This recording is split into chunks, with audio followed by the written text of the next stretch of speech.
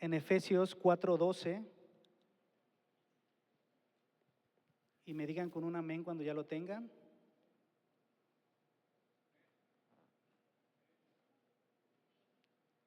Amén. Efesios 4:12.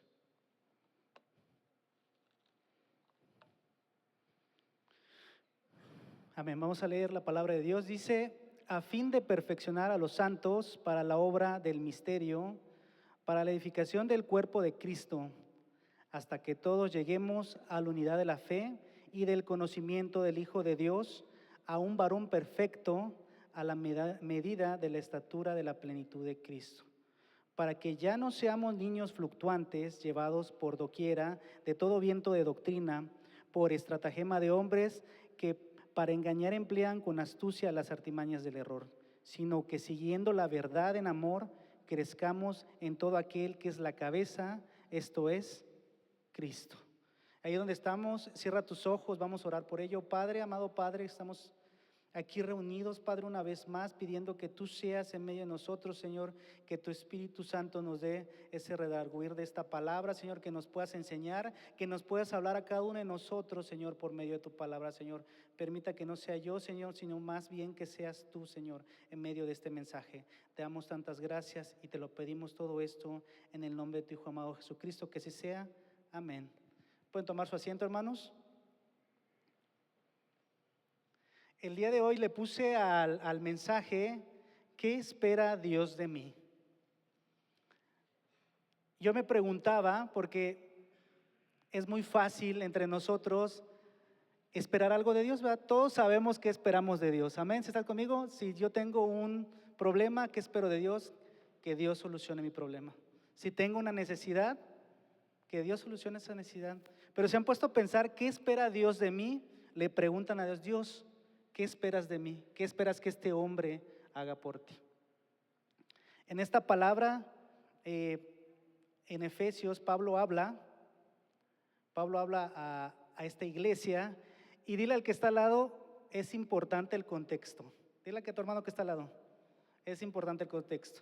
Le voy a platicar la historia. Este es Efesios, es una iglesia. Pablo, durante varios años, hizo varios viajes, ¿verdad? Este es uno de los segundos viajes que hizo. Y Pablo fue considerado apóstol, sin embargo, no sé si saben, pero no fue conocedor de Cristo en su evangelio.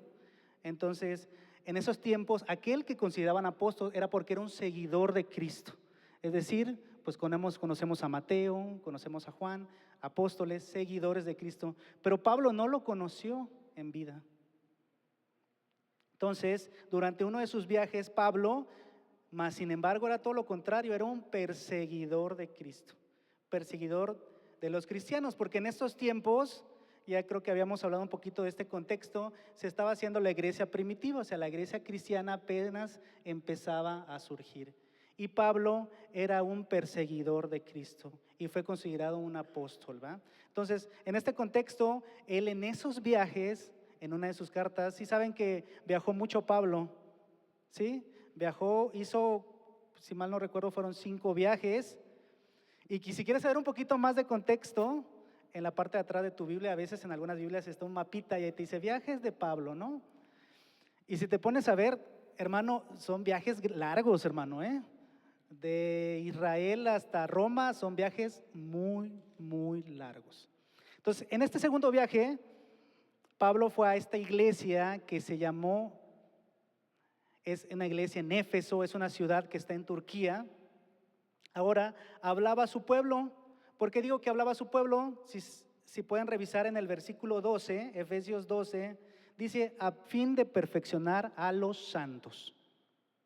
Pablo, cuando estaba en sus viajes, pues él hablaba a muchas personas. Pablo hablaba a las sinagogas, Pablo hablaba a la gente, por eso fue llamado un apóstol, un seguidor de Cristo, porque le hablaba a la gente. Pero hermano, en este versículo en particular, Pablo le está hablando a la iglesia de Éfeso. Si le quieres cambiar el nombre, está hablando a la iglesia Central Park. Amén, ¿sí están conmigo?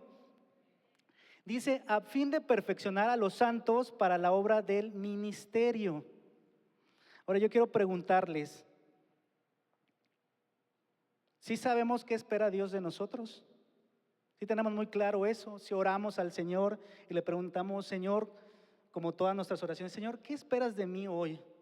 Señor, ¿qué esperas de mí? Hoy es 2025 y iniciamos en enero y seguramente uno de nuestros propósitos debió de ser, Señor, ¿qué esperas de mí? O por lo menos uno de los propósitos es, si yo ya sé que Dios quiere de mí, un propósito será, no lo sé, estudiar más la Biblia, orar sin cesar, levantarme y que sea lo primero que yo haga en la mañana. ¿Sí me están entendiendo, hermanos? Amén. En el versículo 12 dice, a fin de perfeccionar.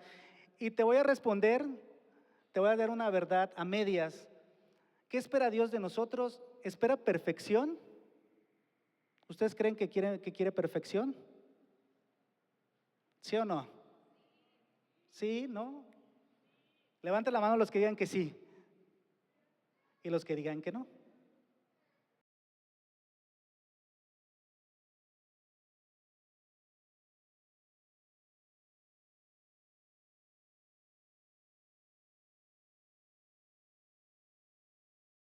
Hombres, ¿verdad? Tenemos creencias de cosas y pensamos que perfección es algo inalcanzable. Dios dice, quiero mejorar algo en ti. Amén, quiero mejorar algo en tu vida. No sé qué sea, pero quiero mejorar algo. A fin de perfeccionar a los santos para obra del ministerio, para la edificación del cuerpo de Cristo. Porque les digo una verdad a medias, porque no es todo lo que quieras, pues igual y dicen, a fin de perfeccionar, pues perfeccionar qué, hermano, o sea, pues obviamente en mí, yo soy un humano. El humano es conocido como un ser que no es perfecto, ¿verdad? Porque trae el pecado desde el origen. Pues no voy a ser perfecto, hermano, o sea, sí tengo que mejorar muchas cosas. Dios en su palabra aquí nos muestra también que tenemos que mejorar. Y en esa perfección de lo que te quiero platicar es que el ejemplo en los evangelios, ¿verdad? Están los fariseos. ¿Se acuerdan de los fariseos, verdad? Todo mundo habla de los fariseos. Todo mundo le echa a los fariseos y no seas fariseo. ¿Se han escuchado, va? Que digan de repente algunos cristianos como los fariseos, ¿verdad? Y déjame decirte que los fariseos eran los sacerdotes de esos tiempos. Es decir, aquellos que sí estudiaban la palabra, aquellos que iban a las sinagogas y predicaban, pero había algo que los movía y es que nosotros sabemos ahora, ¿verdad? Pero ellos no lo creían, ¿verdad?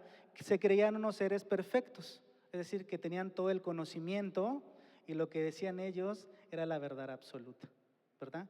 Entonces, no nos creamos como esos fariseos, porque yo quisiera preguntar si alguien cree que es mejor que alguien más en este momento, ¿verdad que no? No somos capaces de decir eso porque no somos ni siquiera la perfección misma. Entonces esos fariseos en ese tiempo, hermano, por lo menos, voy a decir esto, por lo menos estudiaban de la palabra. Se metían a estudiar. No crean que sin motivo llegaban a las sinagogas y compartían. Ellos tenían conocimiento, mas sin embargo no eran perfectos. No, mi hermano, no eran perfectos. ¿Qué les faltaba? ¿Quién sabe qué les faltaba a los fariseos? Amor, es correcto. No comerse las letras, ser legalistas, sino que sea un corazón entregado hacia el Señor. Porque digamos que, como le dicen aquí, toda la base la traían, ¿verdad? Ellos leían, tenían en sus tiempos, se manejaban los libros, en los tiempos que estaban ellos ya estaba todo lo que estaba escrito por Moisés, ellos lo leían, pero les faltaba un corazón que agradara eso. ¿Y por qué digo esto? Porque el primer error que cometemos, hermanos, es creer que no tenemos que mejorar algo. Es creer, les voy a poner un ejemplo sencillo, es creer que con venir aquí a la iglesia y recibir esta palabra es todo lo que necesitamos. Es creer con venir a orar en este momento es todo lo que necesitamos, no necesitamos nada más, porque estamos cumpliendo algo. Porque miramos abajo y decimos, así lo hacemos, que decimos, es que yo estoy mejor que aquel. Yo sí vengo a la iglesia, tú no vienes.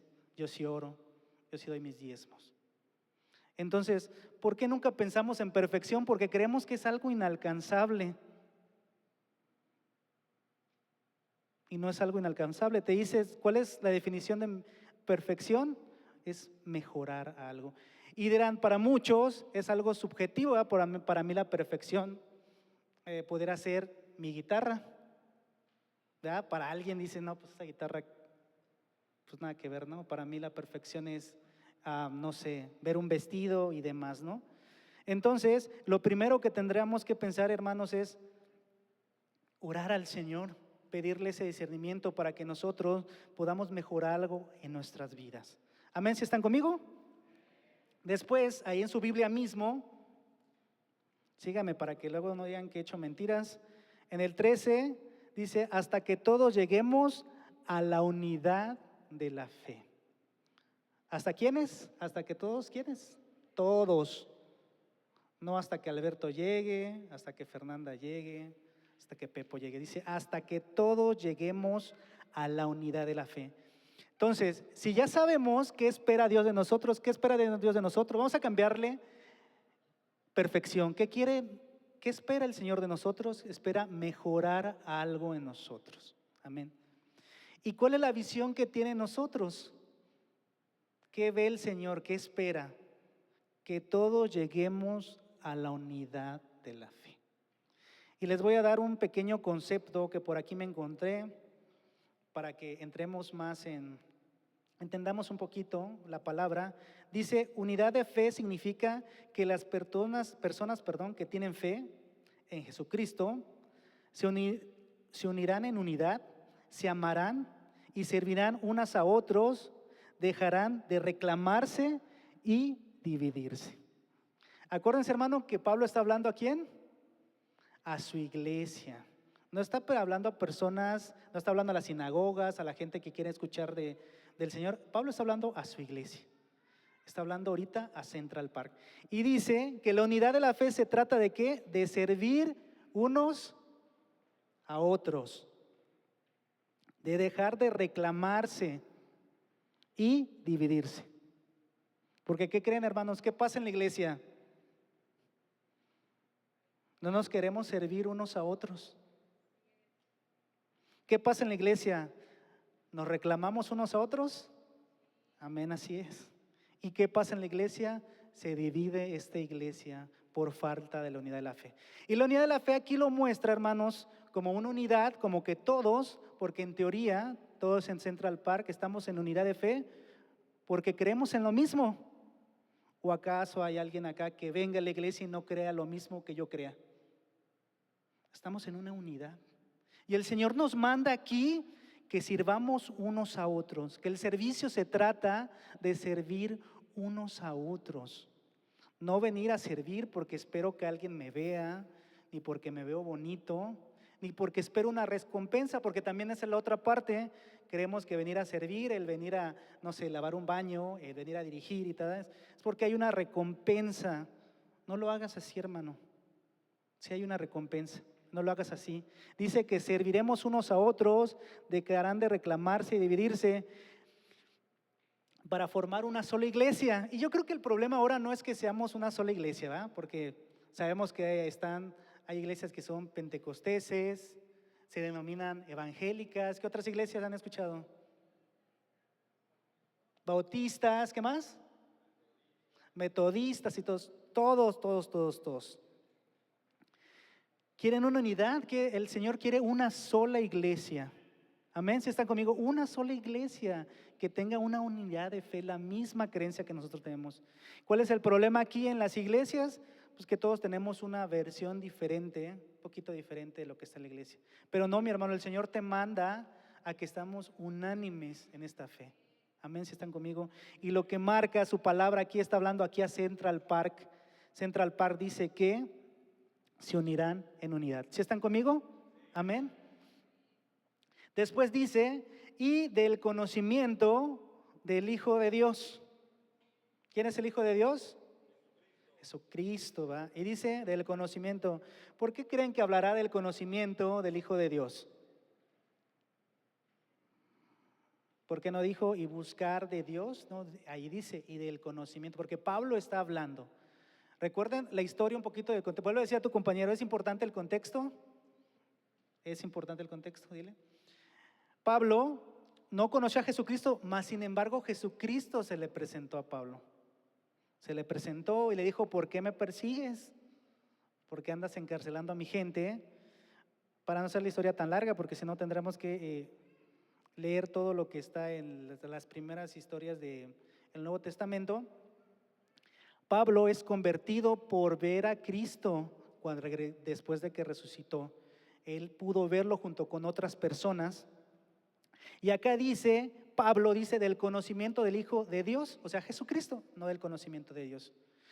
Y te pregunto otra vez, ¿por qué crees que sea del conocimiento del Hijo de Dios y no de Dios? ¿Por qué es el único que dijo eso? Porque es el camino al Padre. Y te voy a decir algo que a veces no hay entendimiento de esto. Dios mandó un mensaje muy importante a esta iglesia. Ese mensaje se llama el Evangelio. Y el Evangelio se trata de algo tan sencillo que a veces en nosotros es muy difícil compartirlo. Cuando decimos hay que ir a cierto lugar a compartir el Evangelio, a veces no tenemos entendimiento de lo que es el Evangelio. El Evangelio es tan sencillo como saber que Dios mandó a su Hijo para que todos nuestros pecados se fueran delante de la cruz y ya seamos salvos por gracia. Ese es el Evangelio, hermanos. Ese es el Evangelio. Y a veces, cuando vamos y nos piden, o Fer nos dice hay que ir a capellanía, eso es todo lo que tienes que platicar, hermano. Dios es el que salva por medio de Jesucristo.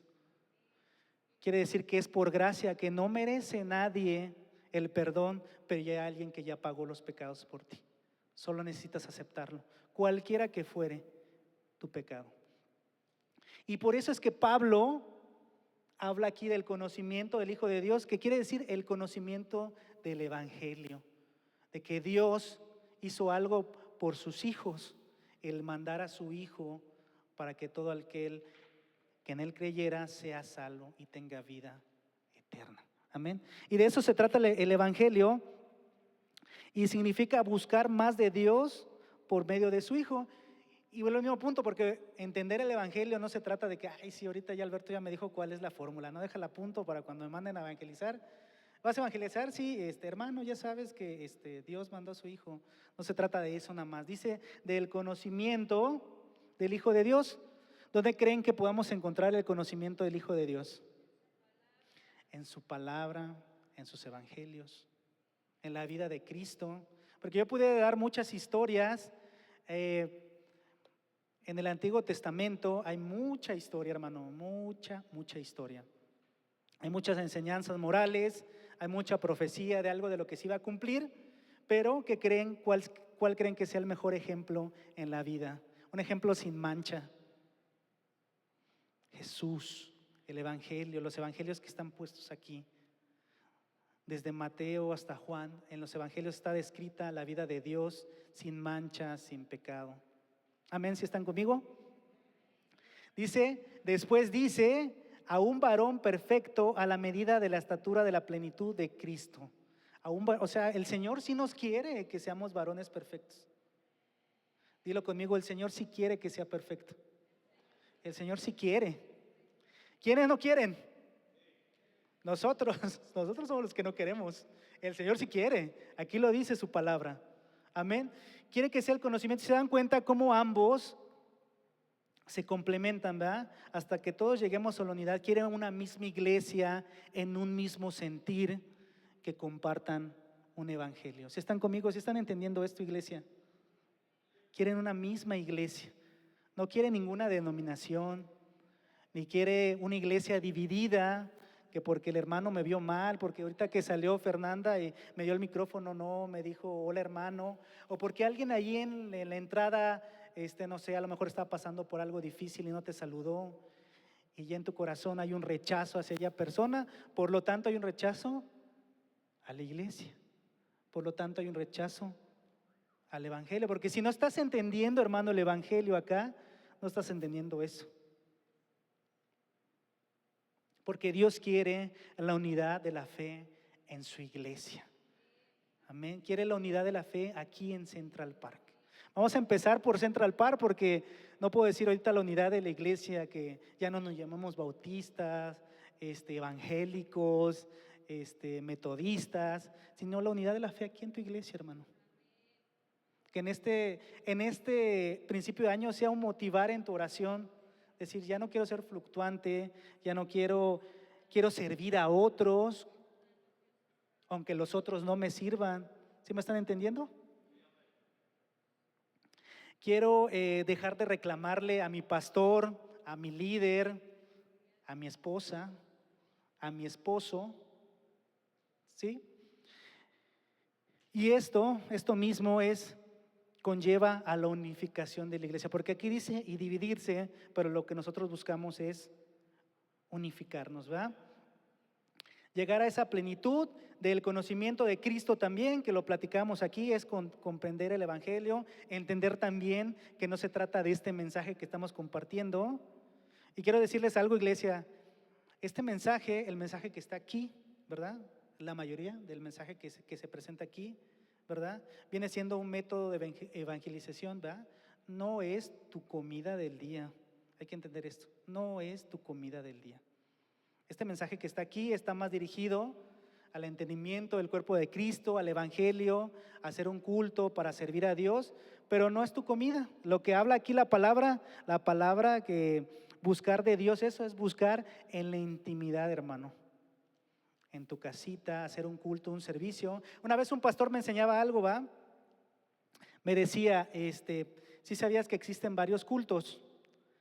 Y le decía que no entendía de qué se refería. Dice, sí, cuando tú llegas a tu casa, lees la palabra, haces una alabanza, no necesitas estar en esta iglesia para ofrecerle un culto a Dios. Cuando estás en tu carro, oras a Dios, entonas unas alabanzas, le estás haciendo un culto al Señor. No necesitas estar aquí en la iglesia en este momento para ofrecerle un culto.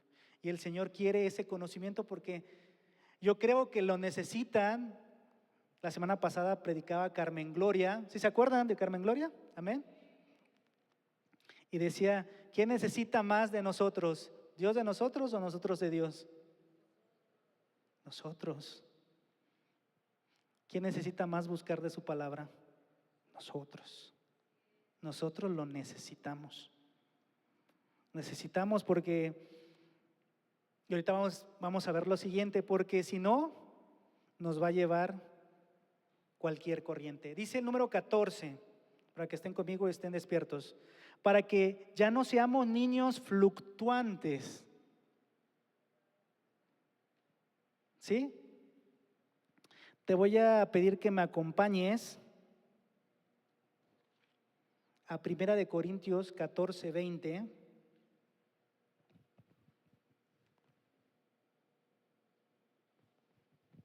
Ahí se pasa bien rápido el tiempo.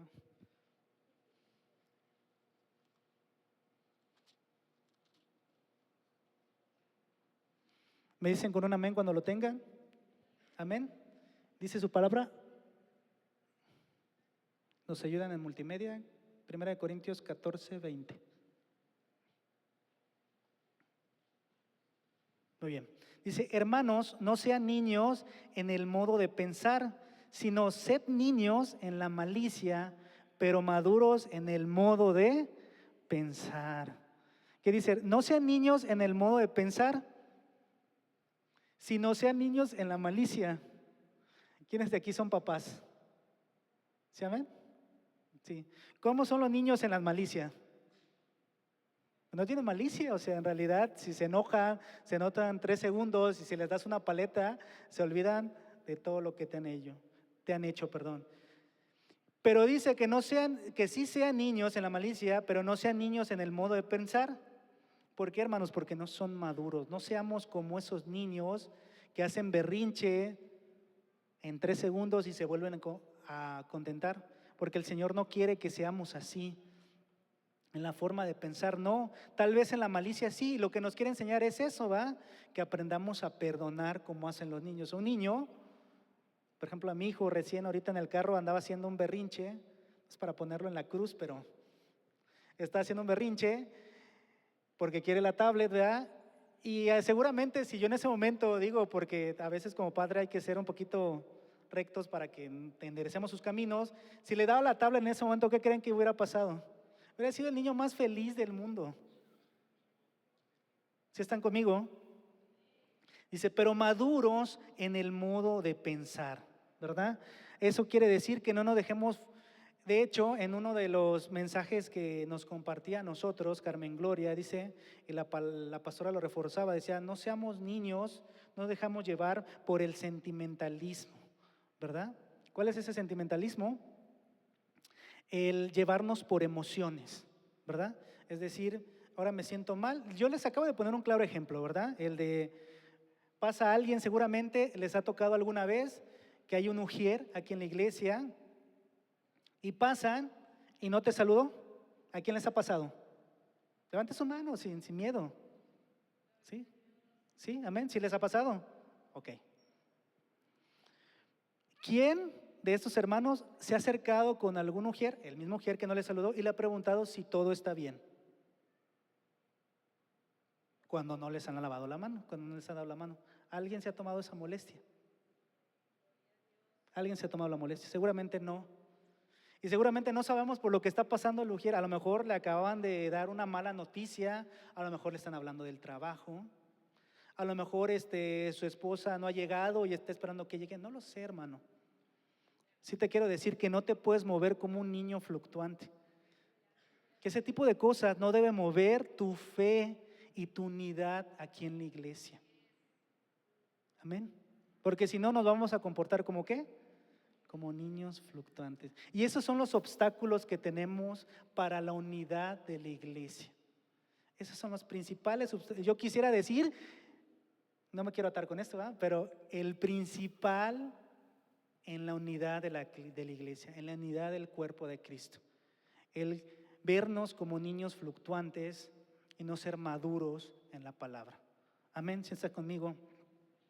Y después, regresemos ahí a su palabra. Después dice, llevándonos por doquiera de todo viento de doctrina. Ahí hay otro punto, otro obstáculo más que nos lleva a eso. ¿Cuáles son los vientos de doctrina? Pues yo les voy a hablar de dos, ¿verdad? Esos son ejemplos, existen más, ¿verdad? Relativismo moral. ¿Sale? ¿Alguien sabe qué es el relativismo moral? No. Dice que no existen principios morales, es decir, ¿verdad? Les voy a poner un ejemplo, ¿verdad? En la Biblia está puesto que hombre y mujer se deben casar. Cualquier doctrina que haya sobre que mujer con mujer y hombre es relativismo moral. No existe eso.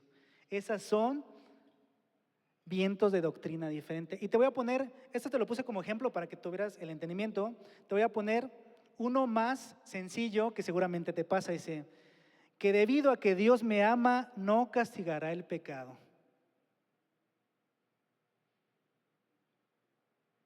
¿Sí? Te lo voy a repetir, que debido a que Dios me ama, no castigará el pecado. En alguna ocasión, alguien, no recuerdo quién, decía que él nunca había visto ira de Dios en su iglesia. Y por ahí debatieron muchos y todo eso, pero no sé si saben, amigos, hermanos, amigos también, ¿verdad? Todo el Antiguo Testamento, bueno, no en todo el Antiguo Testamento, pero en el Antiguo Testamento existe y muestra la ira de Dios. ¿Por qué creen que ha sido la ira de Dios? Por el pecado que entró a su pueblo. Entonces, creer, ¿por qué te digo esto? No te digo que está pasando aquí en Central Park, pero no sé si lo hayas escuchado. El creer que Dios ama el pecado no existe. Dios no ama el pecado. Es diferente a que Dios perdona cualquier pecado. Eso es muy diferente, hermano. Y eso tiene que ver con un corazón contrito y humillado que quiera cambiar. Pero Dios no ama el pecado. Dios no está a favor del pecado. El mejor ejemplo de toda la ira de Dios, y no es para espantarnos, ¿verdad? Pero Sodoma y Gomorra, no sé si sabían, era un pueblo que se dejaba llevar por ambientes de pecado y no existía uno que el Señor podía salvar y mandó fuego sobre ese pueblo. Entonces el Señor no ama el pecado.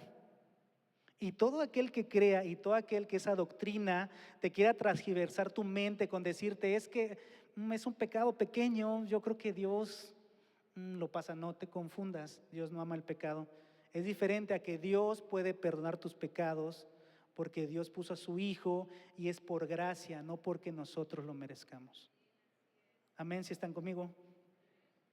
Dice, por estratagema de hombres que para engañar emplean con astucia las artimañas del error. Es decir, lo mismo que les platicaba. Yo les voy a poner un ejemplo más sencillo para que se pueda entender el tema de viento de doctrina, ¿no? En mis tiempos ya unos 10, 15 años, había un grupo que tocaba alabanza y oración, se llama Hillsong. A lo mejor muchos de los chavillos no les tocó, ¿verdad? Pero estaba en su auge, ¿no? Todas las canciones, todos los grupos querían tocar eso. Y yo me acuerdo que había una iglesia donde hacían todo un ambiente, llegabas, te daban un tríptico, había humo, se prendían luces, era todo un show, ¿no? Y tocaba mucho esas canciones, y yo me acuerdo que en ese tiempo pues en ese tiempo éramos jóvenes, ¿verdad? Alguno de esos jóvenes amigos me dijo, es que a mí que me encanta esta iglesia porque, no sé, hay un ambiente que, no sé cómo explicarlo, me siento. Y cuando yo entraba a ese lugar, por lo general tocaban de ese tipo de oración y ese tipo de ambientes, y me acuerdo que se movía mucho ese ambiente, pero ¿qué creen? ¿Cuántos creen de esa iglesia que permanecían en la iglesia? No permanecían mucho. Había mucha gente que llegaba, se conectaba con el ambiente y 2 o 3 meses y la gente ya no regresaba. ¿Por qué? Porque era algo, digamos que sí es algo que les gustaba el ambiente a las personas, pero no había una autenticidad, no había un entendimiento de lo que estaba pasando en medio de la alabanza. Era una corriente, es decir, un ambiente. A lo mejor a esos jóvenes les gustaban mucho esas canciones porque estaban de moda, pero no había un entendimiento de lo que estaba sucediendo ahí. Entonces, ese tipo no estoy diciendo que en esa iglesia, porque yo no soy quien para decir que en esa iglesia se movía eso, pero sí te quiero decir que si tu mover, ¿verdad?, es con ambientes, ahí no es, hermano. Tiene que haber un entendimiento. Cuando tú conectas con la alabanza o con la palabra, tiene que haber un entendimiento, no tiene que haber un ambiente, o porque me gusta cómo tocan el teclado, o porque me gusta cómo hacen las alabanzas más en Central que en cualquier otra iglesia. No puede ser ahí.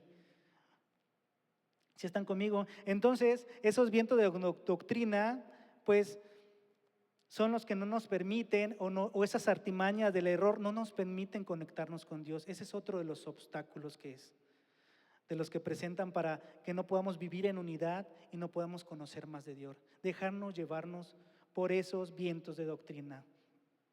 Ya lo último, en el 15, dice, sino siguiendo la verdad en amor, crezcamos en todo aquel que es la cabeza. Esto es, ¿quién? Otra vez vamos a leerlo, dice, sino que siguiendo la verdad en amor, crezcamos en todo aquel que es la cabeza. Esto es Cristo Jesús. Yo hace un rato les decía, y lo vuelvo a decir, ¿verdad? Pueden haber muchos autores, hay mucha historia. A los que cuando me ha permitido compartir y han estado aquí, yo les he explicado, en la Biblia existe 4 elementos, existen historias, existen enseñanzas morales como son los proverbios, los salmos, existen profecías con los antiguos, existe cumplimiento en los evangelios, existen historias en Hechos, existe más profecía en Apocalipsis. Yo puedo hablar muchas cosas, pero algo de lo que tiene perfección sobre lo que habla, ya sea en parábolas, en el mensaje que quiere decir, son los evangelios mismos y la vida de Cristo aquí en la tierra. Amén. No hay vuelta de hoja. ¿Por qué? Porque en muchas de esas historias nos enseña con qué lecciones aprendidas. Es decir, el pueblo de Israel debió que, pues hay muchas historias del pueblo de Israel, ¿verdad? En estas mismas historias existen errores, pero algo de lo que no vamos a encontrar en el Evangelio es a Jesucristo. Un error. Dudó, sí es cierto, como cualquier humano, y eso quiere decir que nosotros como humanos también podemos dudar, pero en ninguna de las partes del Evangelio muestra a Jesucristo errando o rechazando mismo, y fue probado mucho más veces o probado fuertemente. Yo creo que nadie de nosotros hemos sido probados como Él fue, sobre todo el ser llevado a la cruz para absorber todos sus pecados. Imagínate, absorbió los pecados de aquel del cual está allá afuera drogándose, absorbió los pecados de aquella persona que ahorita, no sé, a lo mejor está vendiendo drogas, a lo mejor ahorita está haciendo corrupción o demás, para que a todo aquel que en Él crea sea perdonado por gracia. Todos esos pecados. Entonces, ya para finalizar, bueno, creo que me salté una parte, pero algo muy importante de todo eso es la cabeza que es Cristo. Y antes de que termine este mensaje, también creo que es muy importante que regresemos al versículo 12, que es el principal versículo. Y no sé si se acuerdan cuál es el tema de hoy, ¿cómo se llamaba? ¿Qué espera Dios de mí? ¿Verdad? Lo vamos a anotar para que ya estando en la casita, reflexionemos un poquito más y le preguntamos al Señor qué espera de nosotros, ¿verdad? Dice, a fin de perfeccionar a los santos para la obra del ministerio.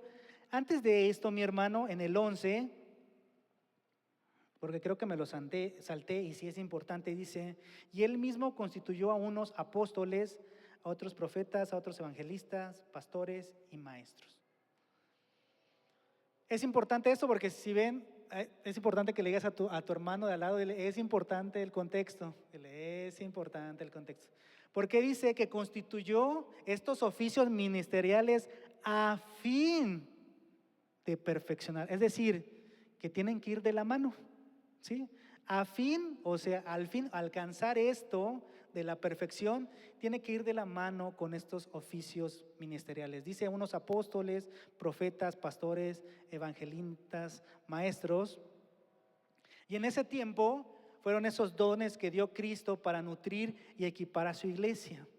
Pero yo te voy a hablar, hermano, del servicio. Te voy a hablar de ese, digamos que ese oficio que ha puesto en estos momentos el Señor en esta tierra actualmente para poder servir. Es importante que se haga porque si no, no vas a poder llegar a mejorar algo en ti. El pastor lo dice muchas veces y dice que es importante que haya hierro con hierro, ¿verdad? Es importante porque te puedo decir algo, ¿verdad? Buscamos la unidad de la fe y lo platicábamos y decíamos servir unos a otros y dejar de reclamarse. Hermano, con orar no vas a dejar de reclamarte a tu hermano si no estás en un servicio, si no tienes un contacto con él. Puedes orar muchas veces a Dios y seguramente Dios te va a decir, pues sí, pero ¿dónde está tu hermano? ¿Le estás sirviendo a tu hermano? ¿Estás sirviendo a la iglesia? ¿Tienes interacción? Es muy fácil quejarse de los ujieres, pero ¿quiénes son ujieres aquí? El Señor ha mandado estos oficios ministeriales porque dice que es necesario. Dice, Él mismo los constituyó a fin de perfeccionar a su pueblo. ¿Sí están entendiendo esto? Es necesario que servamos también. Porque no puede pasar lo contrario. No puede ser que durante esto que hablábamos de la unidad, los principales puntos que era la unidad en la fe como iglesia y el conocimiento de Cristo, la unidad en la fe no puede pasar si no hay un servicio aquí en la iglesia. Y hermano, ya hay tantos servicios que nuestro pastor se ha cansado de decirnos que si no te gusta, porque hay muchos que dicen, no, es que no me gusta subirme aquí al púlpito. Hermano, a mí tampoco me gusta subirme al púlpito. Está mi esposa de testigo. Hay muchos ministerios, puede ser desde limpiar una silla, limpiar los baños, salir a dejar volantes, no sé, compartir por ahí con el ministerio de FER, capellanía, compartir el evangelio a diferentes lugares. Compartir un poco de lo que el Señor te ha dado, porque si no seríamos egoístas, es decir, yo conozco la gracia, pero tú quieres que más conozcan la gracia. Yo creo que debería de ser sí. Este mismo culto es un servicio, es un culto para poder compartir el evangelio, pero no es el todo, mi hermano, no es un todo. Está bien cómo estás en tu trabajo, cómo te ven, cómo eres cristiano en tu trabajo, cómo te ven las demás gentes. Entonces, aquí la Biblia te invita a que tengas un oficio aquí en la iglesia. No sé cuál sea, si es la otra vez Nora, la pastora le pedía a la Nora que porque es buena con la computadora y demás, que le hiciera un programa. Entonces, no necesita hacer la gran cosa, hermano. O sea, no necesitan personas con carrera, con doctorado, necesitan personas que quieran servir, que quieran dar lo mucho de que el Señor le ha dado. Porque se dan cuenta, cuando hablábamos en unidad de la fe, decía servir unos a otros. ¿Y cómo vamos a promover la unidad de la fe si no servimos unos a otros? O bueno, ¿cómo lo tienen pensado? Yo les pregunto. No hay otra forma de hacer unidad en la fe, sino es servir unos a otros. Servir a mi hermano, servir a la persona que vaya, no sé, saliendo de un hospital, como quiera, para poder, para poder tener ese mismo mover en unidad de la fe. Y era importante que les dijera eso y no como un tema de que se necesitan siervos o no se necesitan, siempre se necesitan siervos en la iglesia, siempre. Y recuerden algo muy importante que no es, ahora sí voy a decir esto, no es que la iglesia necesite más a los siervos, sino los siervos necesitan más a la iglesia, porque necesitan fomentar la unidad en la fe. Y esa unidad en la fe no hay otra forma, mi hermano, de moverla, si no es sirviendo al Señor. Te voy a pedir que te pongas de pie. Y ya para terminar, el Señor, ¿qué espera Dios de mí? Seguramente quiere mejorar algo en mí, hermano. En ustedes también quiere mejorar algo. Pero lo más importante es que esta palabra no se vaya vacía a donde quiera que vayas, que tú puedas hacer una reflexión. No sé dónde estás en este momento, no sé cuál sea tu situación, estás sirviendo. Tal vez el problema de servir unos a otros ya es un cheque en tu vida. No, yo no tengo problemas con servir unos a otros, pero ¿qué hay sobre reclamarle a tu hermano? ¿Qué hay sobre dividir? ¿Qué busca la división? ¿Qué hay, mi hermano, sobre buscar de Dios más en la intimidad? ¿Qué hay con que me dejo mover más como un niño fluctuante y no soy maduro? ¿O qué hay que me dejo llevar con cualquier doctrina porque está primero lo que yo siento en la carne que mi convicción con Dios? Te voy a pedir que cierres tus ojos y ores al Señor y le entregues aquello que no te permite, ese obstáculo que no te permite llegar a esa perfección que quiere Dios en tu vida, a mejorar algo.